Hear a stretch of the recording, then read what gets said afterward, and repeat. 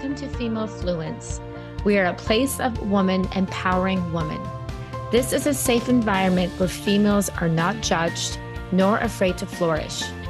My goal is to help you live an energized life of balance, whether as a mom, a wife, or in your profession.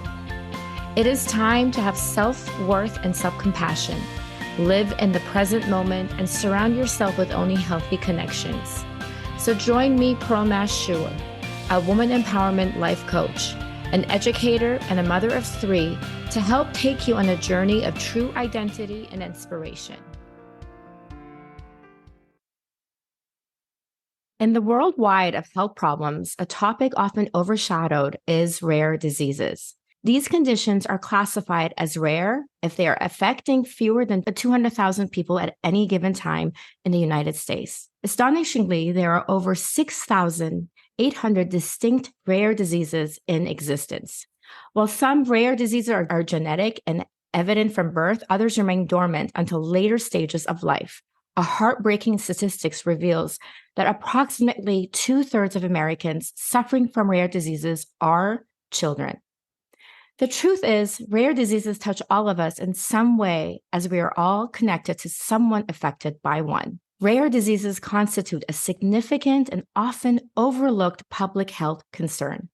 Shockingly, nearly 95% of these 7,000 known rare diseases lack any form of treatment or cure. What's more, many rare diseases manifest early in life, and tragically, approximately 30% of affected children do not make it to their 5th birthday. It's a stark reality that about 30,000 million people in the United States, half of them children, live with a rare disease.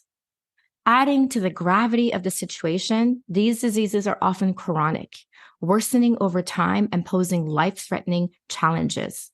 Furthermore, arriving at a correct diagnosis can be an agonizingly long and frustrating journey, sometimes taking years of testing and enduring misdiagnoses. During this time, a patient's health can deteriorate significantly. The discussion today will take on an emotional turn as we talk with our special guest, Cristol O'Loughlin.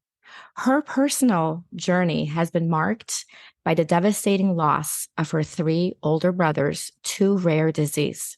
As a founder and CEO of Angel 8 Cares, Cristol is fiercely passionate about providing social, emotional, physical, and financial relief to caregivers, particularly mothers of children with rare diseases. A former UCLA instructor, she co-founded the advertising firm, The Craftsman Agency, and is humbled to advise global brands like NBA, Disney, Fox, Cisco Systems, and Google. During her tenure at IBM Life Sciences, she helped accelerate advancements in biotechnology. She has also been a powerful speaker at TEDx, where she talks about the importance of caring for caregivers, which I highly recommend all of you to listen and watch. It is our privilege, Cristol, to have you on my show today. Welcome to Female Fluence. Thank you for being here. Thank you, Pearl. I am so honored, and I'm so impressed with all of your research about our community. It's a massive community, but it's not often well known. And so I appreciate the deep dive that you did to explain it. Of course, I really feel like we need to bring awareness, because the very first time that I heard you speak, I was personally not aware of such a big problem that we have in the world, because it's not really talked about. It's not given the attention that it needs. So I'm glad we have you here. So I think what we're going to do is, I think our listeners would first like to get to know you better, kind of take us back to your childhood and your family, and tell us a little bit about yourself. Sure, absolutely. So, well, as a backdrop, Angel Aid as an organization has been around for, 23 years now. So we started Angel Aid in the year 2000. And I started it because 3 of my 4 older brothers had passed away from a rare genetic disease called mucopolysaccharidosis. The common name is Hunter syndrome. And I'm the youngest of 5 children. My parents, Richard and Phyllis Barrett, are Southern California natives and met in high school at Western High School. He was captain of the football team. She was head drill team leader, and they fell fast in love and got married at 19. They had 5 kids in rapid succession, 8 years. And it became obvious as the children were developing, as my older brothers were developing, that they weren't all developing at the same rate, and they weren't meeting the different milestones that my oldest brother, Richard, was kind of like the golden child. And David and Jared and Randy were not sitting up as fast. They weren't, holding their head as strongly. And those intuitive moments that a mother has were brushed off. My mother went into the pediatrician many times and said, David's not developing, Jared. She had a feeling. Yeah. She had a feeling, like a deeply intuitive feeling. And because these diseases are so rare and obscure, a doctor in defense of the pediatrician could go a whole career and never see something like this, right? It wasn't until she said, why can't David straighten his arm? And then that was a clue to the doctor that there was a skeletal issue going on. And so one thing led to another. They received the diagnosis. Now, that seems like the moment when all the relief should come, like, oh, thank goodness we have this diagnosis. Right. But then the other shoe drops, and this is happening all over the world, across the 7,000 rare diseases. Some say closer to 10,000 rare diseases now, because our diagnostics are getting so specific. But the other shoe is dropping for families around the world, which is, we have no treatment, we have no cure. You need to take your children home and love them as best you can. And that is just a tragedy. It's it's the worst possible imaginable outcome as a parent. That does not align with your hopes and dreams. I can't even imagine. Like, it doesn't go into my brain, like, to be at a doctor's office and this is like something that they tell you. It's almost, it is unimaginable, and it actually really isn't okay. It isn't okay for us to send families home to shore themselves up emotionally, because what happens is crisis sets in, panic sets in, anxiety, depression, rates of divorce go up, rates of addiction go up. All the really difficult things that happen in families happen in an intensified way, in an acute way, in rare disease families. And so we know what to do. We have the good science and the research, and those efforts need to continue. And we're not proposing that we stop trying to find treatments and cures, but we're largely failing our families at this point. And I think it's time for honesty in this conversation with all of the healthcare stakeholders, and a recognition that until there are treatments and cures, there is a very predictable pathway of distress. And based on that, let's provide the emotional tools. How can we provide support groups? How can we provide therapeutic support to the whole family, the patient, the caregivers, the siblings, the grandparents, the uncles, the aunts? And what about the professional community, the teachers, the patient advocates, the nurses, the doctors and pediatricians are all on this journey together. And it is very challenging, and it is very emotionally draining and exhausting and often hopeless for people. And so the best way to break through hopelessness, the best way to break through isolation and despair, is to bring in that kind of heart-led response of deep listening and just and to witnessing. To feel like you have a community you can turn to. That's so important. Yep. Just commiserate with me, right? I'm just sort of going through, and it's the promise of treatment and cure that just adds to sort of this ongoing worry. Are we ever going to get there? And then when we don't get there, you mentioned it, half the patient population of 350 million families is children. A third of those children won't see their 5th birthday. So should those 5 years be spent in pokes and prods and clinical trials, possibly, maybe, but that should be an informed parent's decision.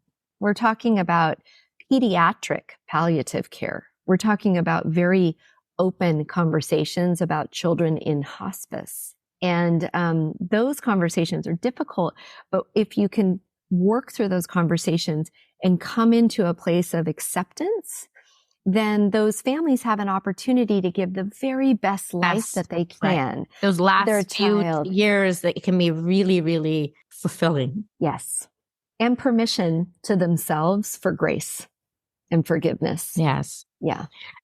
Now, Crystal, from the time that your brothers were diagnosed, how long did it take for them to gradually, progressively get worse and pass away? So David and Jared and Randy passed away in the 1980s. They were 12, 18, and 19 years old when they passed away.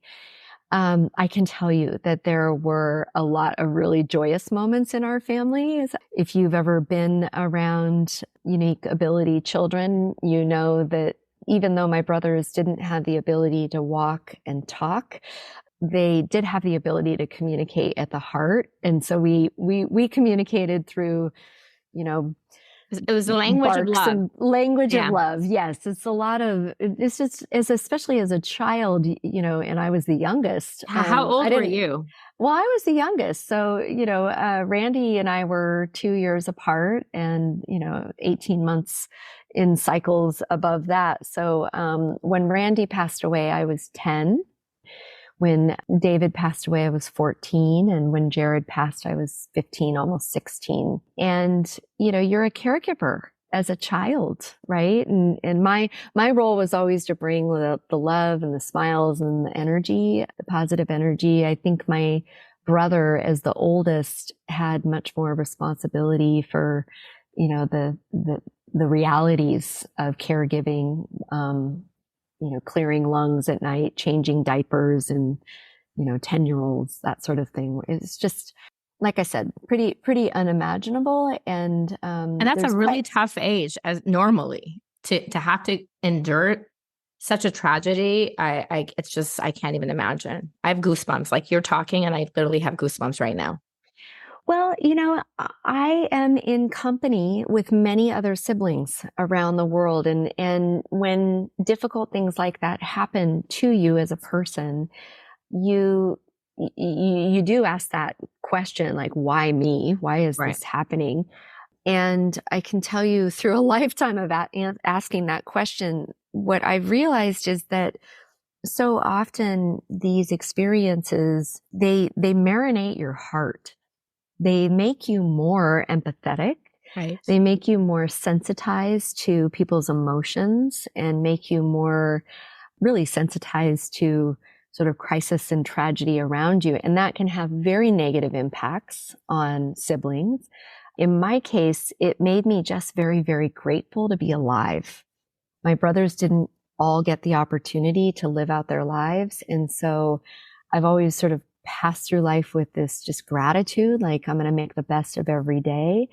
And I don't think you need to lose 3 brothers to come to that position of gratitude. Right. I think anybody that's dealt with anything really, really difficult, when you get on the other side of the experience and you have time to reflect back on it, I always say that the illusion in life is a life without suffering.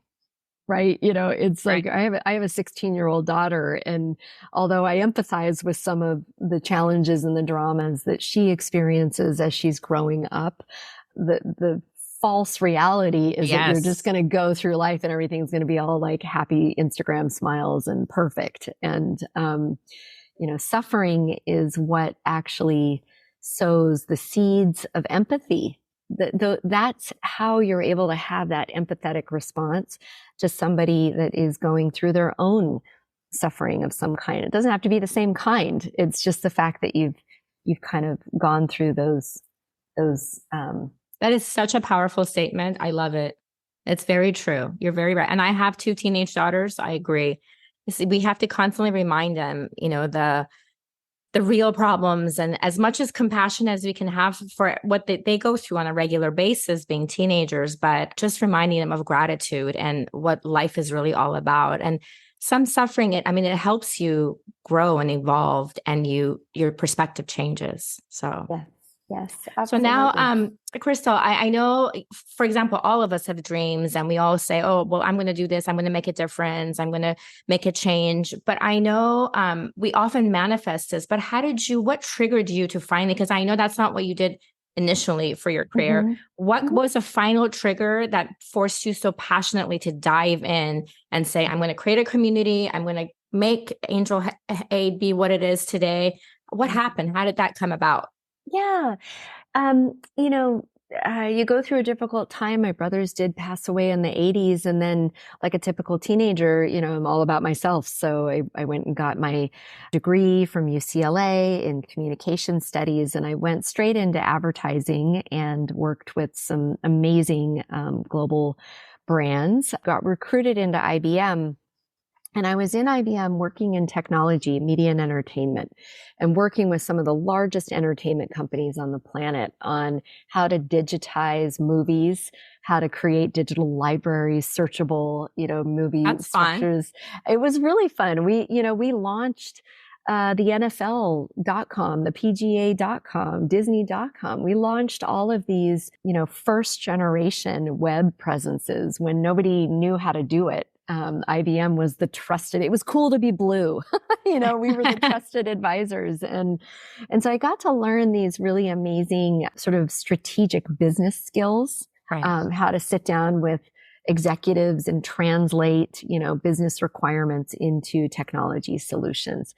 And I loved it, but it wasn't hitting me at the heart. I started looking around the company and they were launching this new division called the Life Sciences Division. And I was like, what's that? And it was all about genetics. And of course, I have this background in carrying this rare genetic disease and hadn't really explored that. And I thought, well, gosh, if I can get paid to show up every day and learn about, genetics and how technology can influence the development of drugs and the development and the acceleration of science and bioinformatics, cheminformatics, that would be really aligned work for me. Right. And so I moved over to that group and we actually mapped the human genome, which I just think is so cool. Wow. Like you weren't actually able to, do a DNA test. Like 23andMe didn't exist if we didn't map the human genome first, right? So map the human genome and establish this partnership with National Geographic. And you can actually do like, cheek swabs, and really get multi-generational views on your ancestry and where your genetics, is stemmed from in Right. time and in history.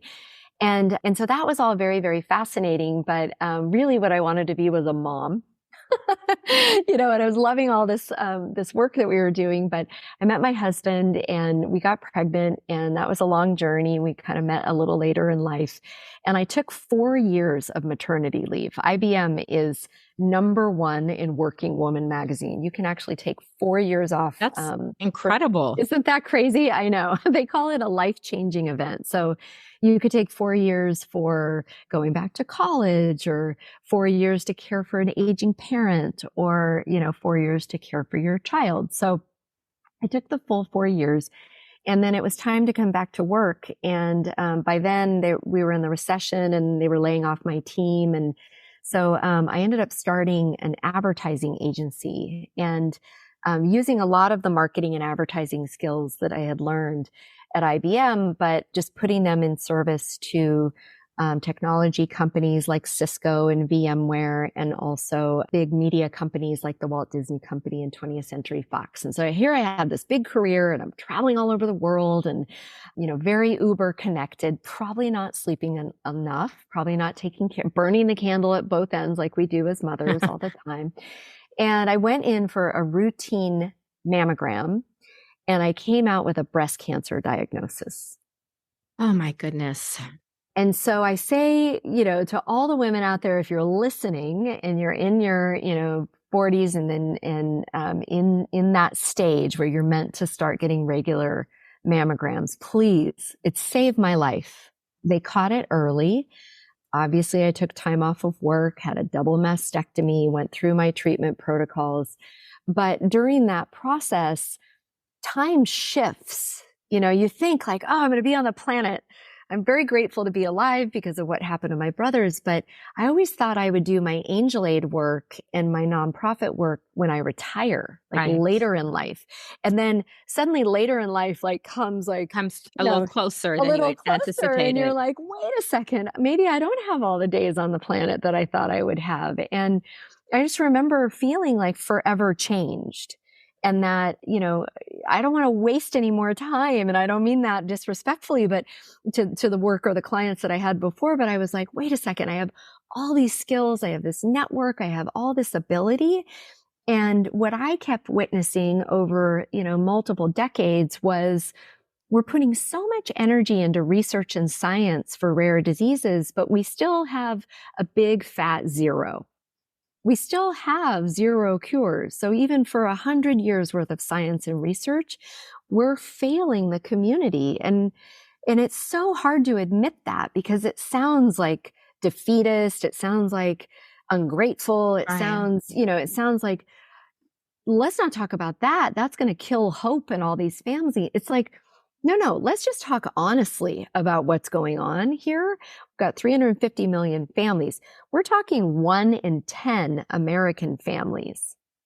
I mean, these are your friends and your neighbors, and you may not even realize it because it's under the guise of diseases that we know about, but we don't realize they're part of the category called rare diseases. So cystic fibrosis is a rare disease. Multiple sclerosis is a rare disease. Oh, okay. Scleroderma is a rare disease. Tay-Sachs, Duchenne muscular dystrophy.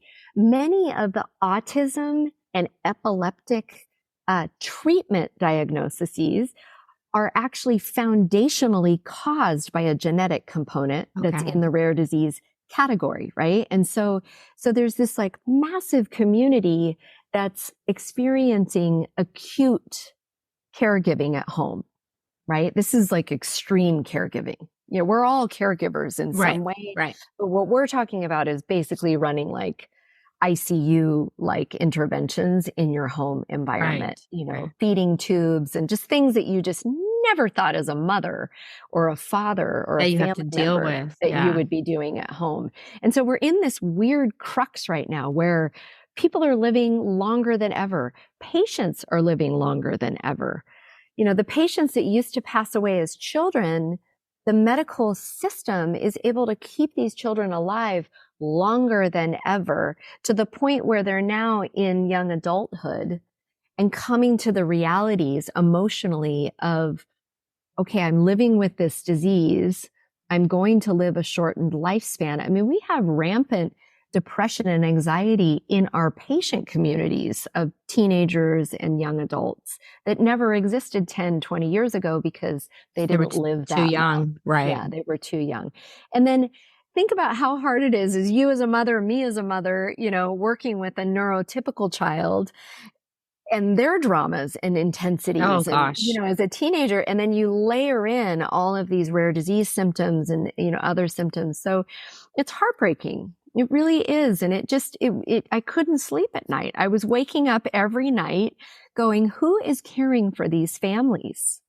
And did a lot of research, looked around and realized there are pockets of care, but there isn't an organized, thoughtful, community-wide approach or even recognition that there's need for emotional well-being and mental health care in the rare disease community. So at one point, I just said to Jim, I said, I wrote a poem. It's called I Am the One.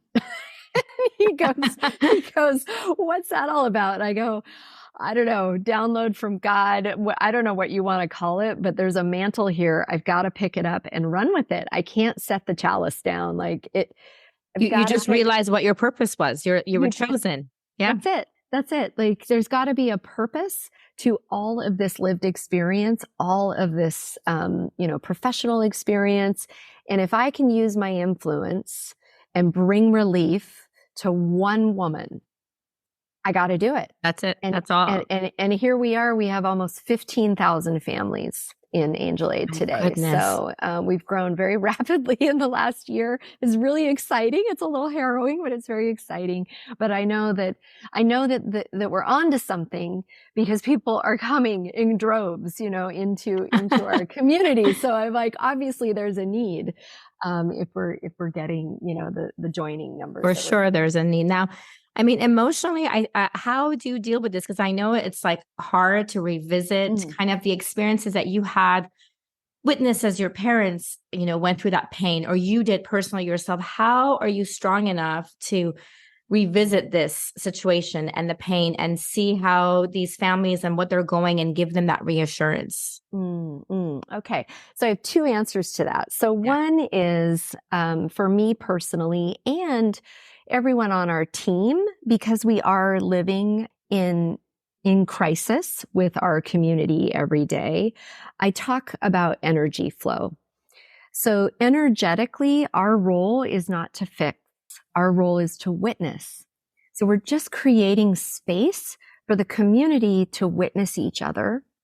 And as the energy flows in a support group or during one of our wellness retreats, or, through writing of a blog or some sort of interview that we do, I just talk about the energy flowing through. We're like a filter. Just let the energy flow through you and then back out again. You're not here to hold this energy in your body and keep it contained.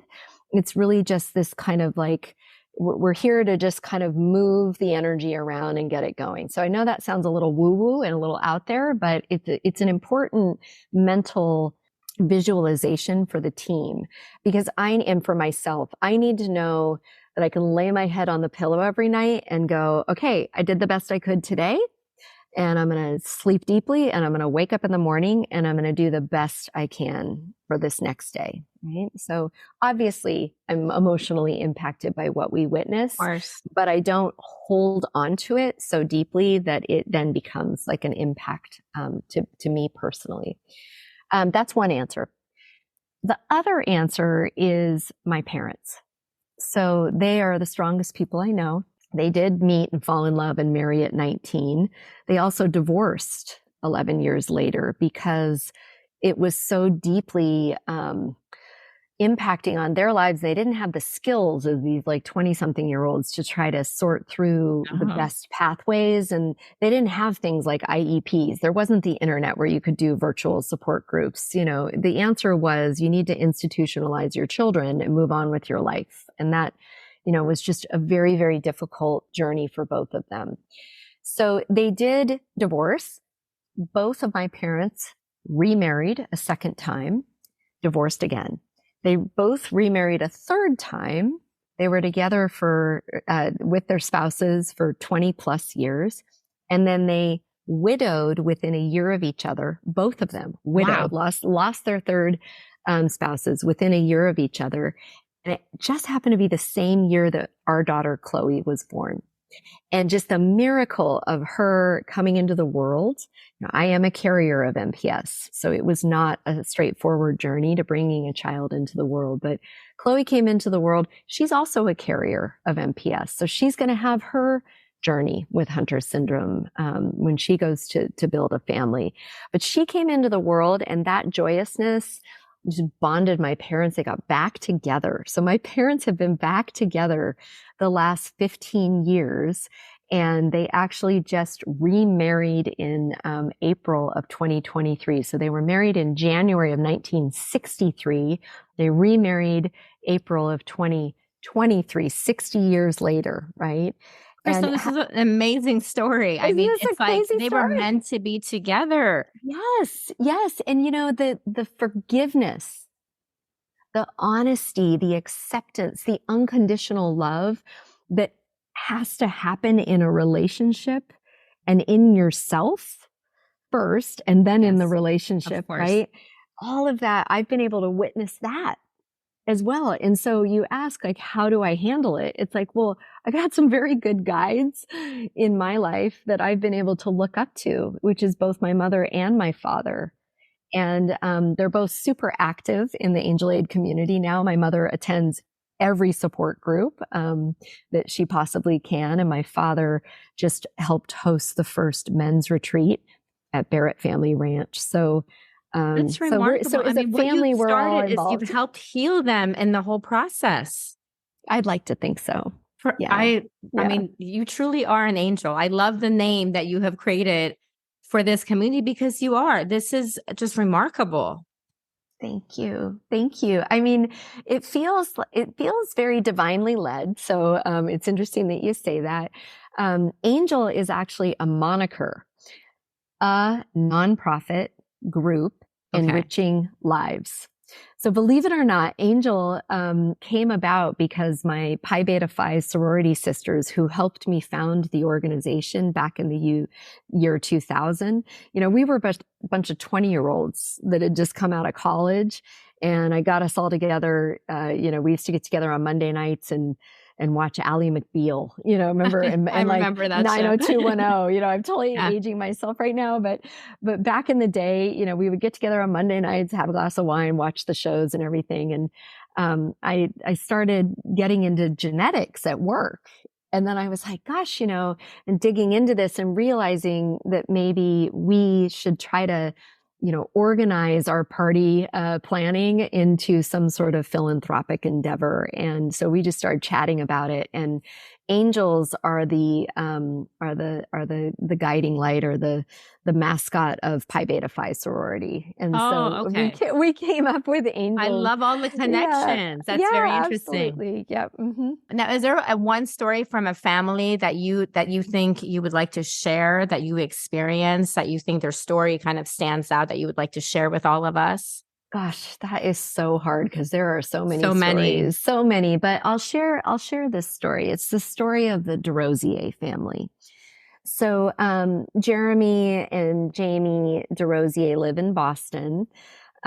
He is a police officer on the police force there in Massachusetts, and she's a stay-at-home mom, very creative, very active socially as well.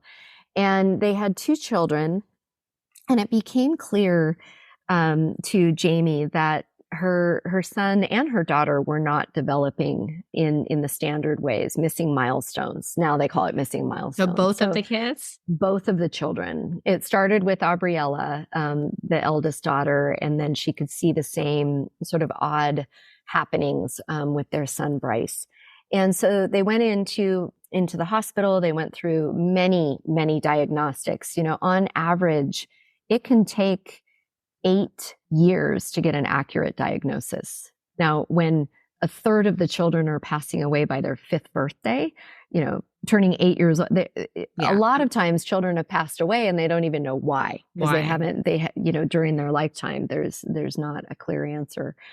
But for the DeRosier family, they did get an answer, and it was mitochondrial disease, which causes impacts on health and development, on gut health, and it causes epileptic seizures. And those seizures start out as just once in a while, and then they become more and more frequent, and eventually the children pass away from the seizures. So they knew what the reality was going to look like.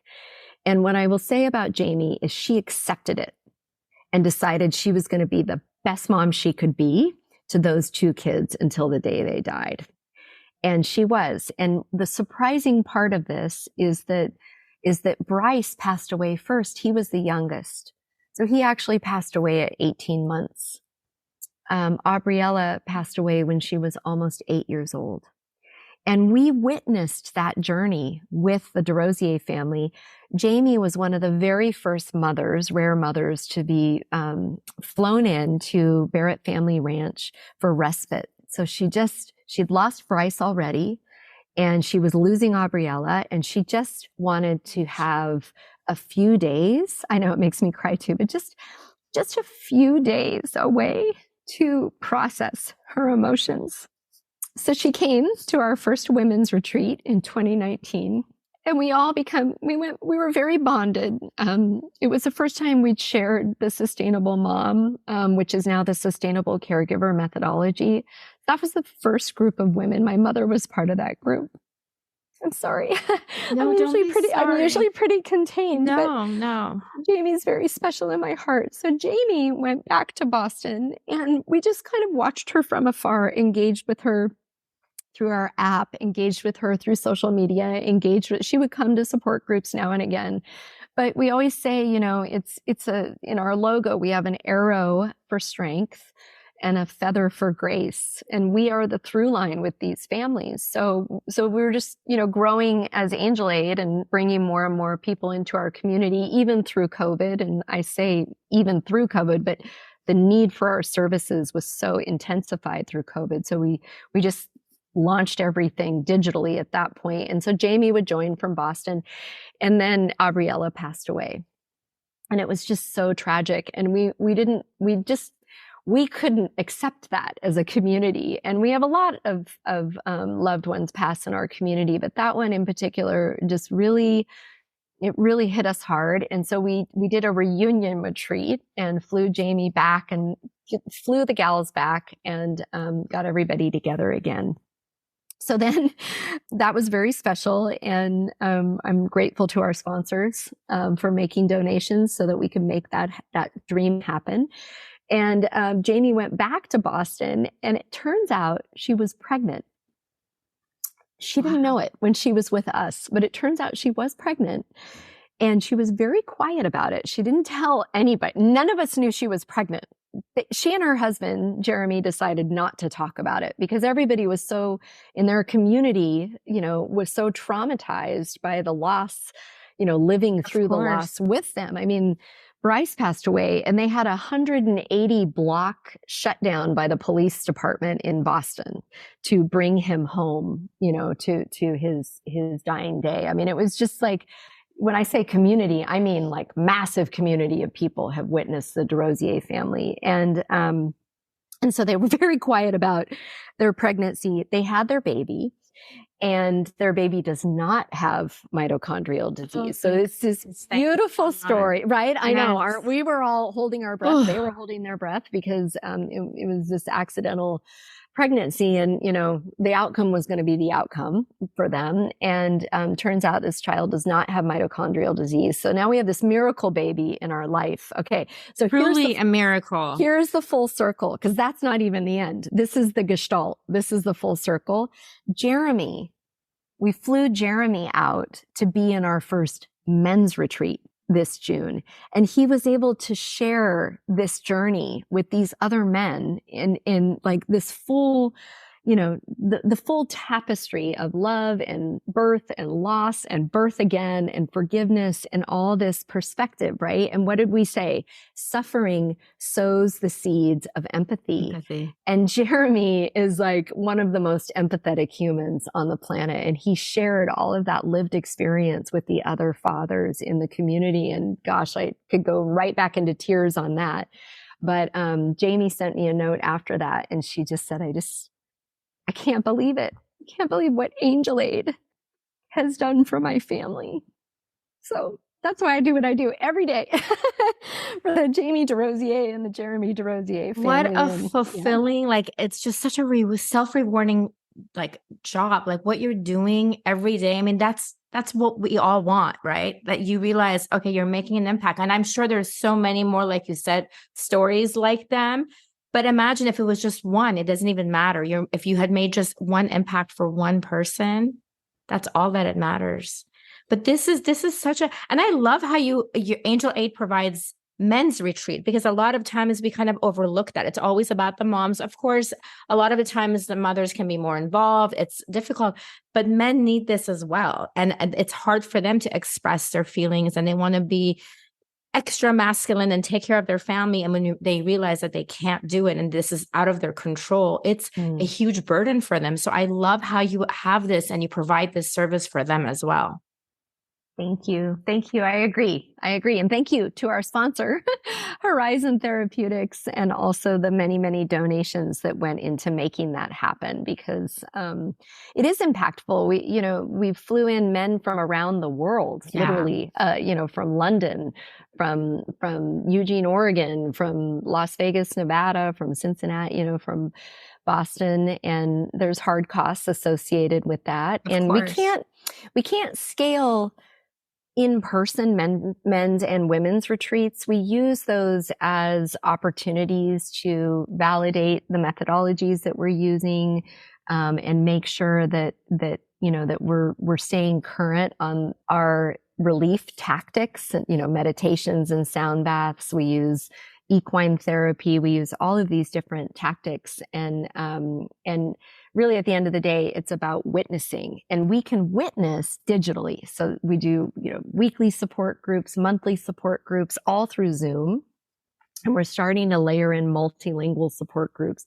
And so we can push those structures out, around the world. And with this beautiful relationship with Microsoft, where Microsoft employees donate their time and energy as volunteers, and have launched everything from our website for us, our mobile app.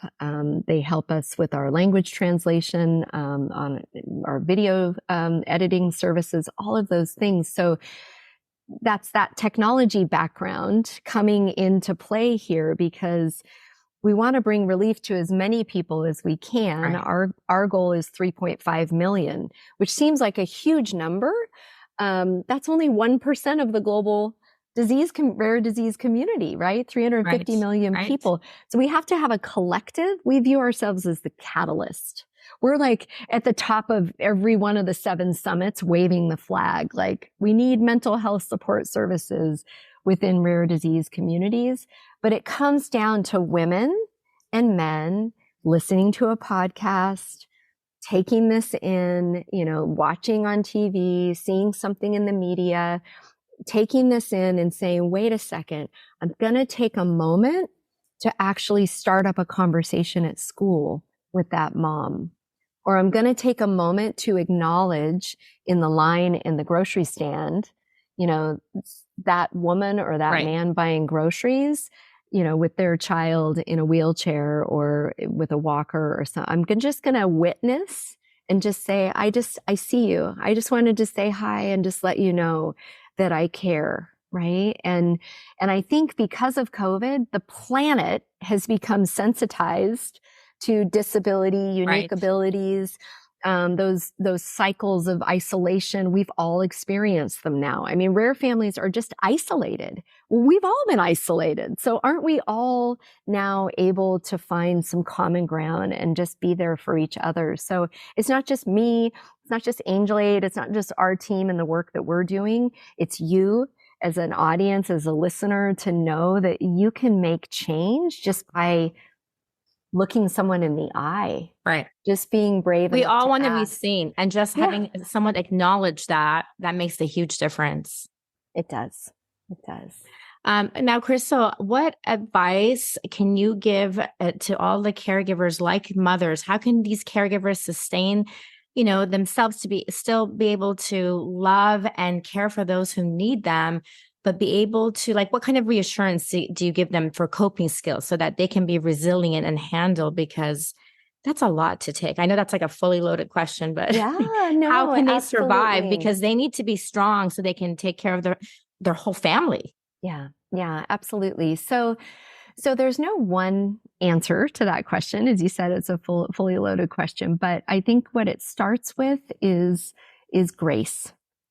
Just giving yourself some grace and permission and recognition that you are your own person, that it is disheartening, upsetting, tragically disappointing what has happened to this loved one. They are separate from you. You are a soul, they are a soul.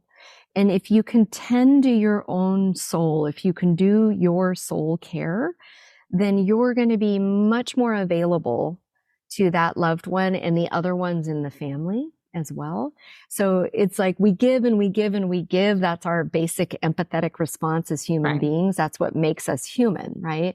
But we give so much of ourselves that we lose ourselves in the process. And you don't need to have someone with a rare disease or a genetic disease to understand this concept. We do it in motherhood. We do it in womanhood. We do it. You're drained out. You're empty. You're just empty. And so recognizing how important it is to just take back a few moments of every day. You don't have to go on a 4-day retreat, although if you want to, God bless you, I encourage you to do it. What we're talking about is a few deep breaths while you're making your coffee, or that ritual of having a bath at the end of the day, just for 5 or 8 minutes, or waking up and going, this is a particularly hard day today. I know it's going to be.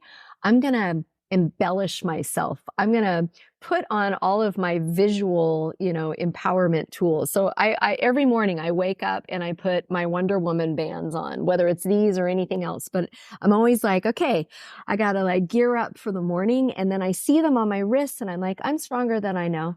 And it's so funny because I have these special bracelets that I wear, and it just makes me like, okay. And a lot of them have a different message. Yeah. So it's like a reminder, I remember why I have them, why I'm wearing them. So that's great. So now I'm going to think okay, these are my Superwoman bracelets are coming on. Yes. So these are mindfulness tools, right? You're making yourself attuned to your own self-care and self-interest and self-awareness. And that can be really, really powerful. It can be really, and these are the ancient arts. These are not things that you aren't aware of. Right. Eat well. Make sure you're getting enough sleep, exercise, right? But come into community if it's particularly hard, not just to be witnessed in conversation, but to be witnessed as you're incorporating these tools into your life, because that is the ticket to sustainable well-being.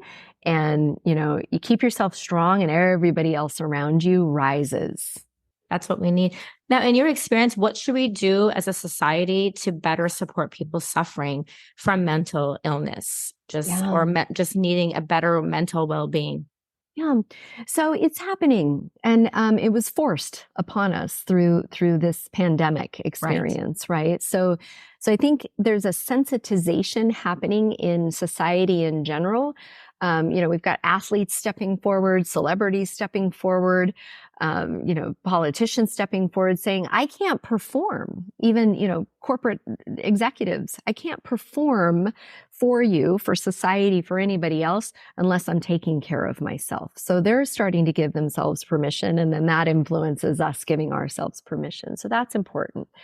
In the rare disease space, we don't have to reinvent the wheel here. We already know in military and veterans caregiving, in senior caregiving, Alzheimer's, dementia caregiving, how important it is to pay attention to the primary caregiver and to whole family mental health. Okay, so we already have the constructs and the correlation in our brain. Right. We just need to bring it over here. So all of our focus and attention over here is on research and science and treatments and cures. We just need to pull back the lens a bit and focus more on holistic healthcare, quality of life, emotional well-being. And one of the pathways to that is treatments and cures for the actual, underlying conditions. So it's really a frame of reference. And I think any of us can do it. And it doesn't have to be in rare disease. It's that's what I'm all about, is talking to women, talking to families, talking to people, talking to the general public about stop, slow down, take a moment, quiet reflection. Every single day, I get up in the dark usually, but even in the light, I get up and I light my candle. I make my coffee and I reflect just for a couple of minutes. Sometimes I don't have time to reflect for very long, but just to stop and reflect, what is today meant to be? And then go through your day from there. And that's just my gift to you. A few deep breaths, some goddess or god coffee in the morning, and light a candle. And I think we can light candles all over the world and change everything. It's such a simple method. And I feel like if we can all learn to kind of take that from you and start our morning with that kind of energy. I mean, I know that's been a huge thing with, miracle of mornings and shifting. So I really like that. I'm going to try it. I think that's great. Now, on another note, when we had talked earlier, you had mentioned to me that you had the privilege of being invited to the She Conference back in May in Baku. So if you can tell us what she stands for, what is her mission, and how was your experience? I mean, it just seems so fascinating to me. What an amazing experience, and what a privilege that you were invited. So if you can tell us more about that. Oh, absolutely. Thank you for bringing that up. So the She Congress was established by a very brave and courageous woman named Irina Rubis. And she hosted a series of conferences in the Ukraine over many years in the 90s and 2000s. Okay, so She stands for Smart, Happy, Equal. And these were congresses, these were gatherings of women to talk about women's empowerment and what women can do to empower each other and themselves. That construct was exported by Irina to Baku, Azerbaijan, and Tatiana Mayokalis has brought She Congress into Azerbaijan, and this was the second She Congress sponsored by the United Nations, sponsored by Yellow Bank, sponsored by quite a few big corporations. There were 500 small and medium business owners and women, so all women that owned small and medium businesses that had an interest in learning on a global stage about women's empowerment and how to kind of keep themselves sustained, not only personally and emotionally, but also professionally. So it was sort of this mixed agenda. It was magic. I was so happy to be there. I did fortuitously reach out to the U.S. Aid Department before I left, just to put me on their radar, let them know I'm going into the Middle East and that I'm going to be attending this environment. And it's really interesting because, you know, the concern at that time, there wasn't a concern. Baku is a very contemporary city. The Formula One races are there. I mean, it was magic the whole time I was there. This was back in the beginning of the year. And now the country of Azerbaijan is actually going through major political upheaval as they are witnessing some cultural conflicts with Armenia, those of Armenian descent and others. And so it's interesting how you have these like foreshadowings. You know, I felt like I needed to be safe. I have a caregiving responsibility here. I work with my father and mother, and you know, obviously my daughter and family, and Angel Aid and others. So I wanted to make sure that I was safe. But I was, and it was an amazing environment, and it gave me a perspective on just the universal need to be reminded that our own self-care comes first. And then we can travel through life caring for others. What a great experience. That's just seems phenomenal. In conclusion, our journey today has revealed the immense challenges faced by families caring for loved ones with rare diseases. Throughout our exploration, we have also witnessed the extraordinary power of courage personified by Cristol. She transformed a childhood trauma into a source of inspiration, dedicating herself to giving back to the community. Cristol's empathy for these families stems from her firsthand experience of witnessing her parents' pain. Throughout her efforts, she has cultivated a compassionate and supportive community. Furthermore, she has provided caregivers with essential tools to care for themselves, enabling them to remain resilient in their roles. A rare disease is a pressing public health issue, but thanks to individuals like Cristol, we now have Angel Aid, a beacon of hope and relief for those who need it most. Cristol embodies an angel spirit, guiding and supporting those on their challenging journeys. Cristol, thank you so much for being on my show today. If you can tell us how can others find more information about Angel Aid? How can people make donations to help? And also tell us about, I believe there's a global festival of wellness that's coming up. If you can tell us more about that. Absolutely. Absolutely. So always it starts with a website. angelaidcares.org is our website. And if you go to the website, the first thing you'll see is join our community. And that can be joining the community as a donor. It can be joining the community as a volunteer. be joining the community as a rare mother or rare father or someone that just has an interest in the work that we do. So join our community is basically subscribe to our communications, and then we're constantly publishing out what the next big thing is.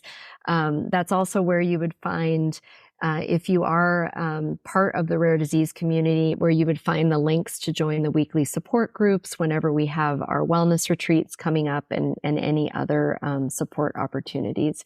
And then from an awareness standpoint, we're fortunate. We're so lucky. We've had this relationship with Microsoft. And each year during Give Month, which is the full month of October, we invite our community to make donations to Angel Aid. And Microsoft is inviting their employee community to do the same and providing a match to every donation that's made to Angel Aid. So it's a huge fundraiser for us. It's how we fund our mental health and wellness services. It's on average about $1,000 a year per caregiver for us to take them through the training, provide the weekly and monthly support. We often also ship uplifting gifts into the home. And we're conducting our own mental health research so that we can quantify the effect of mindfulness and connection and empathy and all of these, like I said, ancient arts that we bring to bear for our community. So angelaidcares.org/give is where you'll find all the information about our global festival of wellness. We're offering daily wellness experiences for our community to come in and experience the same meditations and fitness offerings and author talks and inspirational conversations that we share with our community. It's kind of our give to get. Right. So we're giving as much wellness and love as we can, and we're inviting as much support as you are able to make. Perfect. We will share all the links in our show notes so that our listeners can hopefully help and make Angel Aid bigger and better as it already is. But thank you so much, Cristol. It was a privilege to have you on Female Fluence. Thank you. Thank you. Thank you, everyone, for tuning in today to Female Fluence. Together, we can influence and motivate other mind-like females. Your job is to feel alive, be in control, and always be true to your own self. Please don't forget to subscribe so you can continue feeling inspired. All the links and notes from this episode will be posted on my website, femalefluence.com. Don't forget to also follow me at Female Fluence on both Instagram and Facebook. Lastly, if you are in need of a woman empowerment life coach to help you identify the barriers that keep you from living the life you seek, please send an email to info@femalefluence.org. Remember, my friends, don't just exist, but live your life to the fullest. I'm your host, Pearl Mashur. Until we talk next time.